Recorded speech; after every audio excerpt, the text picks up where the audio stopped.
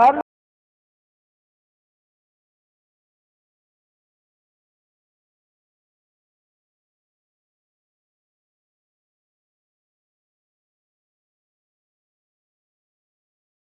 اعوذ باللہ من الشیطان اللعین الرجیم بسم اللہ الرحمن الرحیم قال اللہ تبارک و تعالی فی کتابہ المجید وفرقانہ الرشید وقولہ الحق بسم اللہ الرحمن الرحیم والمؤمنون والمؤمنات بعضهم اولیاء بعض یأمرون بالمعروف وینہون عن المنکر صدق اللہ العلی العظیم۔ قرآن کریم کے سورہ توبہ کی جس آیہ کریمہ کو میں نے سرنامہ سخن بنایا اس مجلس استقبال عزا کے لیے، اس میں واضح طور پر ایک پیغام دیا جا رہا ہے، اور جو پیغام ہے وہ در حقیقت ہر مسلمان کا بنیادی اور اساسی کام ہے جس کی طرف متوجہ کیا جا رہا ہے۔ والمؤمنون والمؤمنات، مومن مرد اور مومن خواتین، بعضهم اولیاء و بعض، یہ ایک دوسرے کے رفیق ہیں، دوست ہیں، سپورٹر ہیں۔ کس چیز میں؟ یأمرون بالمعروف وینہون عن المنکر، کہ وہ اس معاشرے سے برائیوں کو دور کرتے ہیں، معاشرے میں اچھائیوں کو فروغ دیتے ہیں۔ یہ ایک بنیادی کام ہے ہر مومن کا اور ہر مومنہ کا، اور انفرادی طور پر یہاں اشارہ ہوا، اجتماعی طور پر جب خطاب کیا گیا تو کہا گیا کنتم خیر امۃ اخرجت للناس تأمرون بالمعروف وتنہون عن المنکر، تم بہترین امت ہو، تمہیں نکالا گیا ہے، تمہیں بپا کیا گیا ہے تاکہ تم دوسری امتوں کے لیے، دوسری قوموں کے لیے رہنمائی کر سکو اور ان کے لیے نمونہ عمل بن سکو۔ آج معاشرہ پستی کی طرف جا رہا ہے، مادیت کا دورہ ہے، اور انسان اپنے مقصد حیات کو گم کر بیٹھا ہے۔ بہت سے ایسے نوجوان آپ کو نظر آئیں گے کہ جب آپ ان سے سوال کریں کہ آخر تمہاری زندگی کا مقصد کیا ہے، تو وہ جو مقاصد بتائیں گے وہ مقاصد انسان کی عظمت کے اعتبار سے بہت ہی ہلکے، بودے اور منافی عظمت انسان نظر آئیں گے۔ بالکل ایسے ہے کہ پورا کاروان انسانیت بڑھا چلا جا رہا ہے، ہر آدمی دوڑ رہا ہے۔ یہ سب کہاں دوڑ رہے ہیں، کس طرف دوڑ رہے ہیں؟ ان میں سے اکثریت وہ ہے جسے اپنے حقیقی مقصد کا علم نہیں ہے، اور جو دوڑ رہی ہے کوئی دولت حاصل کرنے کے لیے، کوئی شہرت حاصل کرنے کے لیے، کوئی منصب حاصل کرنے کے لیے، کوئی اقتدار حاصل کرنے کے لیے، کوئی سیاست میں کامیابی حاصل کرنے کے لیے۔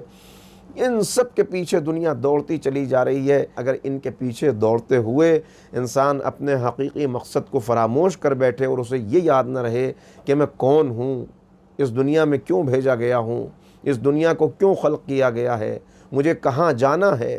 میں یہ مثال ہمیشہ دیتا ہوں کہ ایک مسافر آپ کا کو پیسنجر ہو اور آپ اس سے سوال کریں کہ بھائی آپ کہاں سے آ رہے ہیں، وہ کہے کہ مجھے پتہ نہیں۔ کہ آپ کہاں جا رہے ہیں، مجھے خبر نہیں۔ اس وقت آپ کہاں ہیں، مجھے علم نہیں۔ تو ایسے شخص کے بارے میں آپ کیا رائے قائم کریں گے جسے کچھ بھی نہیں معلوم آیا کہاں سے، جا کہاں رہا ہے اور اس وقت کہاں ہے؟ بس بالکل یہی کیفیت ہم سب کی ہے۔ آپ ایسے شخص کو دیوانہ کہیں گے کہ اس کا ذہنی توازن درست نہیں ہے، لیکن ہم میں سے ہر ایک دوڑ رہا ہے، اور اس دوڑ میں غلط فہمی پیدا ہوئی بہت سی۔ ان میں ایک غلط فہمی یہ کہ ہم نے یہ سمجھ لیا کہ دولت سب کچھ ہے، اگر دولت حاصل کر لی جائے تو پھر ہم اس دنیا میں ایک آرام دہ زندگی گزار سکتے ہیں۔ مقصد حیات دولت کا حاصل کر لینا ہے، لہذا زیادہ سے زیادہ دولت حاصل کرو۔ دولت آزادی دیتی ہے، دولت جمع ہو جائے تو انسان کو آزادی مل جائے۔ کیا دولت اس کو آزادی دیتی ہے؟ کہ آزادی انسان کا بنیادی حق ہے، آزادی اس کو ملی ہے، لہذا انسان کو ہر چیز میں آزاد ہونا چاہیے، اور یہ آزادی نہیں ملتی اس وقت تک جب تک غربت کی زنجیروں کو توڑ نہ دیا جائے۔ اب مجبور کس چیز میں ہے؟ مجبور اس چیز میں ہے کہ انسان ایک تو اسپیشیز کے اعتبار سے اس کی کچھ حدیں ہیں اور کچھ مجبوریاں ہیں۔ انسان آزاد ہے، لیکن اگر وہ چاہے کہ میں پرندے کی طرح فضا میں پرواز کرنے لگوں تو اس کی اسپیشیز کی جو لمیٹیشنز ہیں اس کے اعتبار سے یہ ممکن نہیں ہے۔ یہ تو ہو سکتا ہے کہ اپنی عقل کا استعمال کر کے وہ ایک ہوائی جہاز بنا لے اور اس کے اندر 300 پیسنجر ایک ساتھ پرواز کر جائیں، لیکن یہ نہیں ہو سکتا کہ بغیر کسی مشین کی مدد سے، بغیر کسی آلے کی مدد سے وہ فضا میں پرواز کرنے لگے۔ وہ مچھلی کو تیرتا ہوا دیکھ کر تیرنے کی مشینیں بنا سکتا ہے، لیکن بغیر کسی آلے کی مدد کے اور بغیر آکسیجن کے لیے ہوئے وہ پانی کے اندر غوطہ لگائے، گہرائی میں چلا جائے اور گھنٹوں رکا رہے، یہ ممکن نہیں ہے۔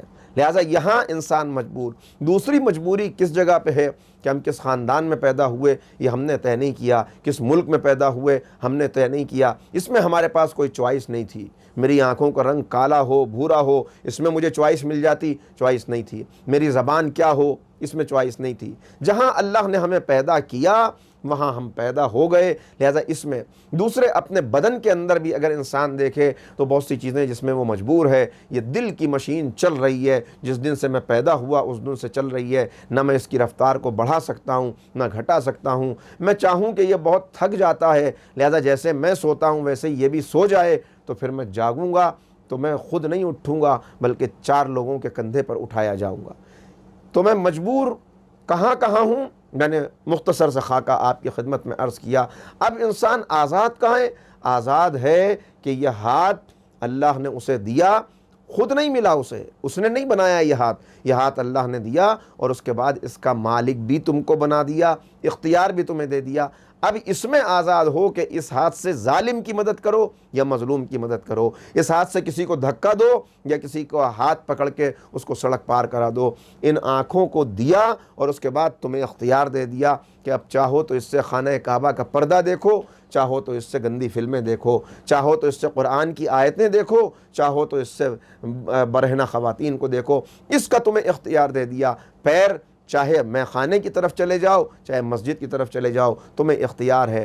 پھر اپنے انبیاء کو بھیج کر اس نے کہا کہ ہم چاہتے ہیں کہ تم اچھے انسان بنو، اور تمہیں اس دنیا میں بھیجا ہے آزمائش کے لیے، یہ دارالامتحان ہے، یہ ایگزامینیشن ہال ہے۔ لہٰذا اللہ نے جو تمہیں اختیار دیا ہے، اپنے جسم پہ اختیار، اگر تم اس اختیار کو اپنی مرضی سے واپس اللہ کے اختیار میں دے دو تو پھر اللہ تمہیں اور زیادہ اختیارات دے گا، اور زیادہ اختیارات دے گا، اور یہاں تم اس کی مرضی پوری کر لو تو آخرت میں وہ تمہاری مرضی پوری کرے گا۔ ہاتھ تمہارا ہے، جہاں چاہے اٹھا سکتے ہو، لیکن اس اختیار کو اس کے اختیار میں دے دو کہ میرا ہاتھ اٹھے گا تو ہمیشہ مظلوم کی حمایت کے لیے اٹھے گا تو ہمیشہ نیک کام کے لیے اٹھے گا۔ میری آنکھ کھلے گی اور میری نگاہ پڑھے گی تو ہمیشہ جائز چیزوں پر پڑھے گی۔ اگر تم یہ اختیار پلٹا کے اسے دے دو، یہ بتانے کے لیے جناب آدم سے ختم الانبیاء تک اور ختم الانبیاء سے حضرت حجت تک تمام ہادی آتے رہے، انبیاء آتے رہے، کتابیں آتی رہیں، صحیفے نازل ہوتے رہے، اور جتنے بھی ریفارمر آئے اور جتنے بھی پریچر آپ کو ملیں گے وہ یہی بتاتے نظر آئیں گے اختیار ہے تمہیں، لیکن یہ نعرے نہ لگانا کہ میرا جسم ہے تو میری مرضی ہے، یہ نہ کہنا کہ اٹس مائی لائف، میں اسے جیسے چاہے گزاروں، اس لیے کہ تم مکمل طور پہ آزاد نہیں ہو، تم اکاؤنٹیبل ہو۔ اکاؤنٹیبل انہی چیزوں میں ہو کہ جن کا تم کو دیا گیا ہے، باقی چیزوں میں تم سے سوال نہیں کیا جائے گا۔ تو اگر تم یہ اس کو واپس دے دو تو پھر وہ تمہیں اختیار دے گا، اور اس اختیار کی کچھ جھلکیاں، ان انعامات کی کچھ جھلکیاں تمہیں اس دنیا میں دکھا دے گا۔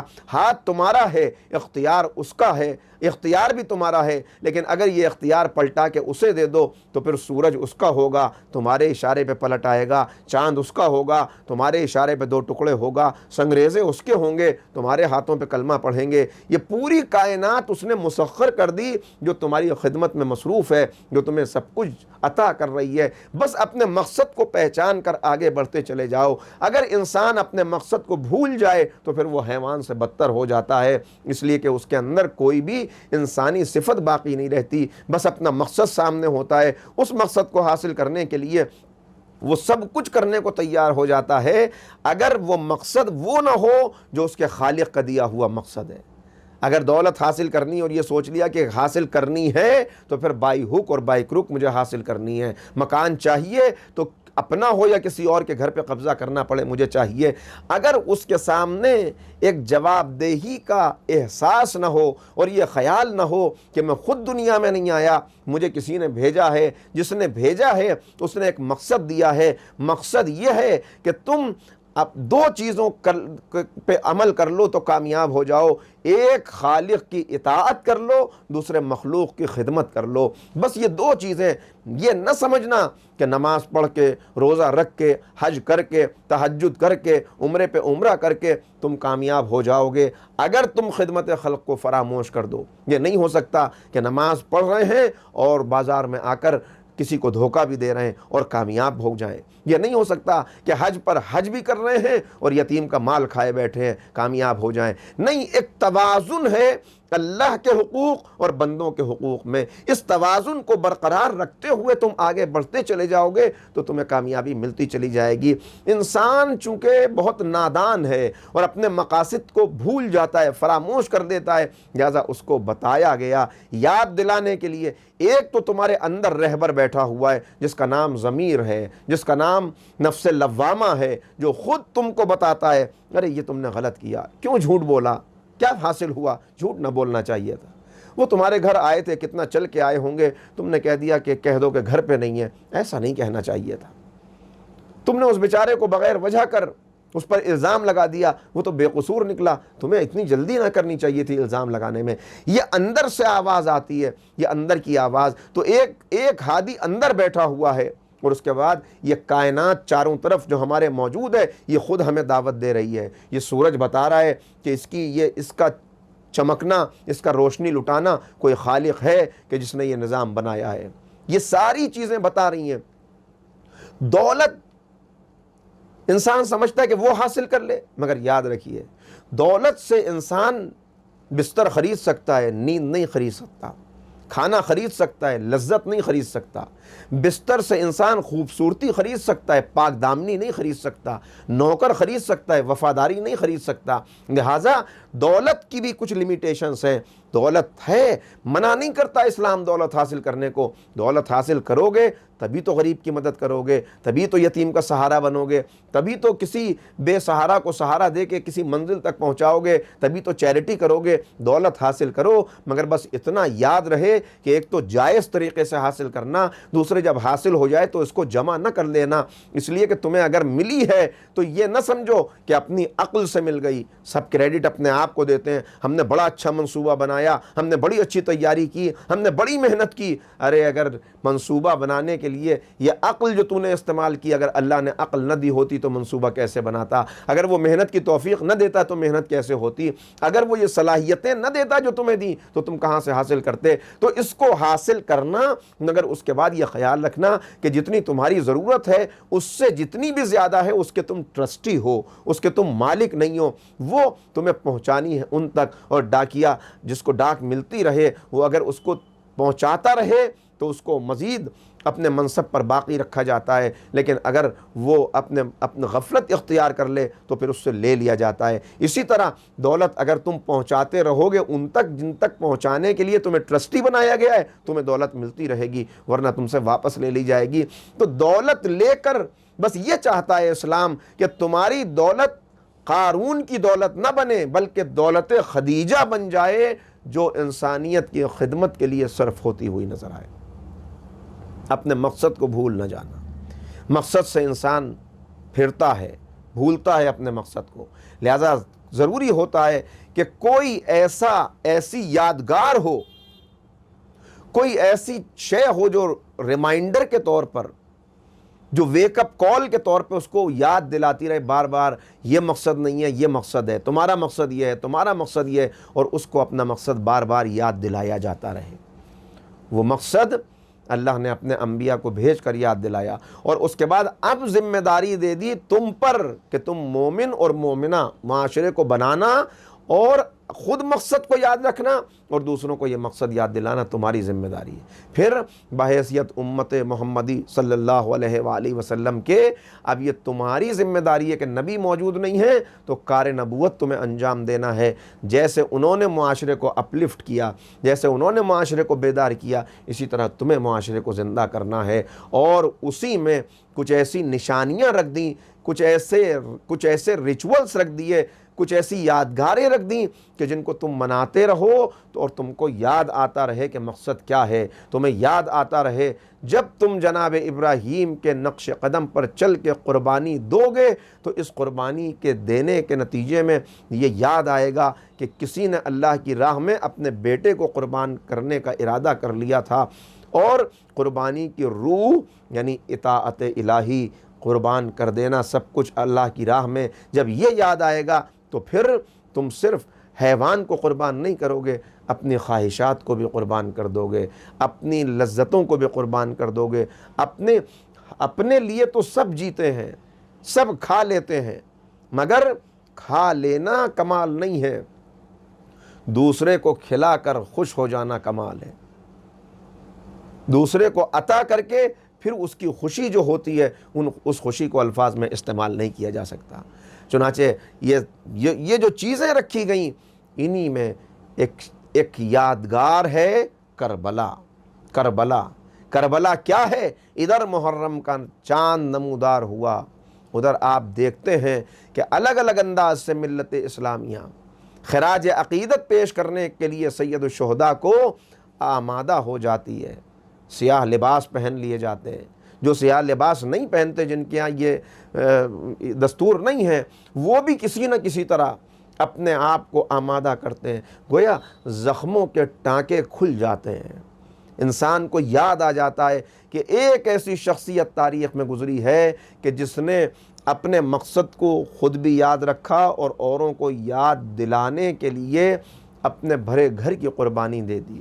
دیکھیے، جب معاشرہ بے حسی میں مبتلا ہو جائے تو کبھی وائس کا واز معاشرے کو جگاتا ہے، کبھی ادیب کا ادب معاشرے کو جگاتا ہے، شاعر کی شاعری معاشرے کو جگاتی ہے، مقرر کی تقریر معاشرے کو جگاتی ہے، عالم کا علم معاشرے کو جگاتا ہے۔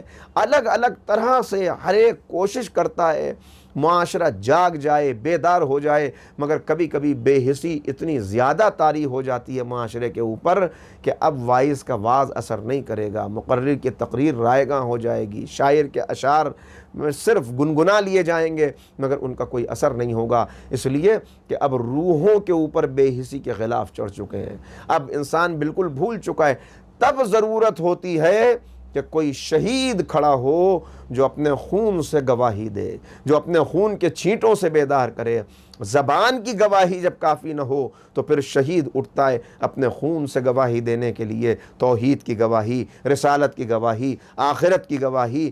ہم اس دنیا میں کیوں آئے یہ یاد دلانے کے لیے، اور جب شہید کھڑا ہوتا ہے تو پھر وہ اپنی جان دے دیتا ہے، لیکن خود قربان ہو کر وہ معاشرے کا دھڑکتا ہوا دل بن جاتا ہے، معاشرے کی سوکھی رگوں میں اس کی قربانی سے پھر خون دوڑنے لگتا ہے اور پھر معاشرہ زندہ ہو جاتا ہے۔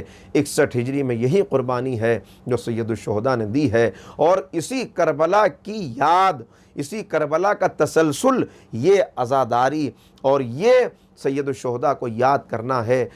61 ہجری میں جو کام کربلا نے کیا ہے، 21 سینچری میں وہی کام عزاداری کو کرنا ہے۔ وہاں معاشرہ مردہ ہو چکا تھا، اس کو بیدار کرنے کے لیے حسین اٹھے، یہاں معاشرہ پھر بے حسی میں مبتلا ہو گیا، لہٰذا ہر حسینی، ہر حسین کا نام لینے والا، اپنے آپ کو ان سے وابستہ کر کے فخر محسوس کرنے والا، اس کو اٹھنا ہے معاشرے کو زندہ کرنے کے لیے۔ پیغام کربلا کو سمجھ کر، کربلا روحانیت کی طاقت ہے، کربلا حریت کا پیغام ہے، کربلا انسانیت کی معراج ہے، کربلا قرآن کی حفاظت ہے، کربلا جماعتی تنظیم کا مظہر ہے، کربلا عزت نفس کا پیغام ہے، کربلا انسانی ہمدردی کا پیغام ہے، کربلا پیغام ہے، پیغام کربلا ہر لمحہ پیغام یکجہتی کا، اتحاد کا، یگانگت کا، ایک دوسرے کے حقوق کو محسوس کرنے کا یہ پیغام ہے۔ کربلا ایک عظیم قربانی ہے۔ بظاہر کربلا کمزوری ہے، مگر وہ کمزوری جو ہر کمزور کی طاقت بنی ہوئی ہے۔ بظاہر کربلا شکست ہے، مگر شکست نہیں ہے، ہر شکستہ دل کے لیے سہارا ہے۔ کربلا پیاس ہے، مگر ایسی پیاس جس نے دریاؤں کو شکست دے دی۔ کربلا سید الشہداء کا عظیم کارنامہ ہے۔ آج حیرت میں ہے دنیا کہ کیسے آخر ایک اکیلے انسان نے اپنے گھر والوں کے ساتھ اٹھ کر معاشرے میں ایسا انقلاب بپا کر دیا کہ 14 صدیاں گزر گئیں، اور اگر 14,000 صدیاں بھی گزر جائیں تو یہ انقلاب ختم ہونے والا نہیں ہے۔ وہ حرارت مومنین کے دلوں میں پیدا کر دی ہے کہ اب وہ حرارت بقول پیغمبر اکرم صلی اللہ علیہ وآلہ وسلم اب وہ ہمیشہ باقی رہے گی۔ اور انسان کے اوپر کوئی بات اثر کرتی ہے جب اس کا دل نرم ہوتا ہے، لہٰذا دلوں کو نرم کرنے کے لیے یہ آنسو ہیں۔ یہ محرم کا چاند ہر مرتبہ نمودار ہوتا ہے اور ہم سے سوال کرتا ہے، بتاؤ تم نے گزشتہ برس بھی مجھے دیکھا تھا، اس کے بعد بھی تم نے یاد حسین منانے کے لیے، خراج عقیدت کربلا والوں کو پیش کرنے کے لیے کوئی نہ کوئی عمل کیا تھا، نوحہ پڑھا ہو، مجلس کی ہو، جلسہ کیا ہو؟ بتاؤ کہ تم اس پچھلے سال سے اور اس ایک سال میں کتنا حسین کے قریب ہوئے اور کتنا حسین سے دور ہوئے۔ یہ قربت کیا ہے؟ قربت کا مطلب کیا ہے؟ ہم کربلا جا کے رہنے لگے تب ہم حسین سے قریب ہو جائیں گے؟ نہیں، دیکھو حسین علمبردار ہیں، حسین علمبردار ہیں انسانیت کے، حسین علمبردار ہیں عدل کے۔ اگر تمہارے اندر ظلم ہے تو تم میں اور حسین میں اتنا ہی فاصلہ ہے جتنا عدل اور ظلم میں ہوتا ہے۔ حسین سچائی کے علمبردار ہیں، اگر تم جھوٹ بولتے ہو تو تم میں حسین میں اتنا ہی فاصلہ ہے جتنا سچ اور جھوٹ میں ہوتا ہے۔ لہٰذا اپنے آپ کو قریب کرنا ہے تو کربلا کا پیغام یہی ہے، اپنے آپ کو جھوٹ چھوڑ کر سچائی کی طرف آؤ، ظلم چھوڑ کر عدل کی طرف آؤ، لوگوں کے حقوق کو غصب کرنا چھوڑ کر ان کے محافظ بن کر اپنے فرائض کی ادائیگی کرتے ہوئے جتنا آگے بڑھتے چلے جاؤ گے، قریب ہوتے چلے جاؤ گے، یہی سچا خراج عقیدت ہوگا۔ کیوں حسین نے اپنی قربانی پیش کر دی؟ وطن کو چھوڑا۔ کیا وطن کو چھوڑنا آسان مرحلہ تھا؟ نہیں، آسان نہیں تھا۔ ذرا دیکھیے گا تاریخ کو اٹھا کر کتنا مشکل تھا۔ پورے مدینے میں کوہرام بپا تھا، کیا نواسۂ رسول وطن چھوڑ کے چلے جائیں گے؟ سب پریشان، اصحاب بھی موجود ہیں، جناب ابن عباس بھی تشریف رکھتے ہیں، عبداللہ ابن عباس، اور ازواج پیغمبر امہات المومنین۔ ایک مرتبہ جناب ام سلمہ آگے بڑھتی ہیں اور کہتی ہیں، میرے لال کہاں جانے کا ارادہ ہے؟ اے میرے بیٹے کہیں بھی جانا، عراق کی سرزمین پہ نہ جانا، عراق کی سرزمین پہ نہ جانا، اس لیے کہ میں نے تمہارے نانا سے سنا ہے کہ میرا حسین سرزمین عراق پہ پیاسا شہید کر دیا جائے گا۔ کہا نانی یہ وہی خبر ہے، یہ وہی سفر ہے، اے نانی میرے شہید ہوئے بغیر اسلام زندہ نہیں ہو سکتا، سیرت رسول زندہ نہیں ہو سکتی۔